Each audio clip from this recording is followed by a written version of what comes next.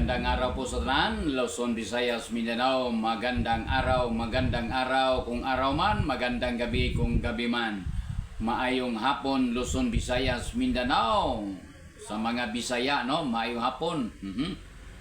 So, atong tagaag-pagtaga atong madugod sa karon niya sa atong kinabuhi. Importante kayo nga natay maayong paghuna-huna nga gikan sa Ginoo nga mao ang presensya sa Espiritu Santo. Kay diha sa presensya sa Espiritu Santo nga mao ang gahom sa Dios, mao kanay maghatag nato maayong huna-huna ang gahom. Kay kung wala ang gahom sa Dios, wa gitay mahimo. Kung wala kay gahom sa Ginoo, paduol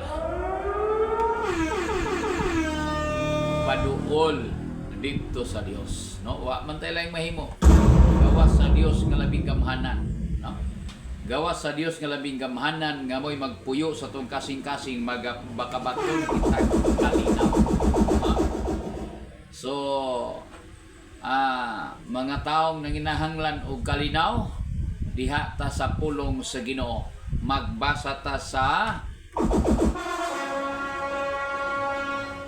Biblia nga mao ang pulong sa Dios. Kana mo'y tingog sa Ginoo nga kanunay na simong hunahuna ang pulong sa Ginoo. Importante gyud sa atong kinabuhi, no? Kay kung wala kaniining pulong sa Dios, kung aduna may pinakainutil nga tao diri sa kalibutan, mas pinakainutil kining taong wala masayod sa pulong sa Ginoo kaysa pag-abot sa adlaw sa paghukom sa Dios. Samay atong basihan, wa tay basihan sa atong kinabuhi. Kung wala tay gibasihan libros kinabuhi, nya nagdahom ta nga maayo ang Dios sa atong kinabuhi. Atong unahuna maayo ang Dios, pero ang Dios di ay layo kanato. Sumala sa Roma chapter 13, no? Matod pa dito, sanglit ang tanan na hikapsan sa himaya sa Ginoo. Unsa may buot ipasabot ni anang nahikapsan sa himaya. Ang himaya mao kini ang gahom nga gikan sa Dios nga mao'y magdalas sa kalinaw sa kinabuhi sa usa ka tawo. Ang usa ka tawong magmalinawon, adunay gahom sa Dios. Ang gahom sa Ginoo nagdalag kalinaw, nagdalag kalipay. Unya ang mugawas sa dila nga word o pulong diya sa baba o sa mga gipanditok sa mga dila. Kabalo na ta unsa nang naadiha.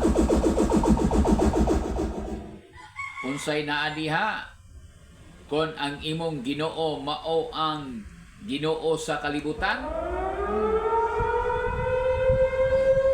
diha nato makita, no? Unsa ang iyahang nailahan nga Dios. Unsa gani manggawa sa imong baba, mauusab ka na ang naasulod sa imong kasing-kasing.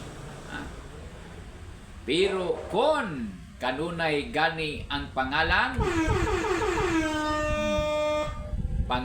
gani sa yawa o demonyo ang kanunay bugawa sa imong baba, diha na maila nato ang Dios nga imong gialagaran.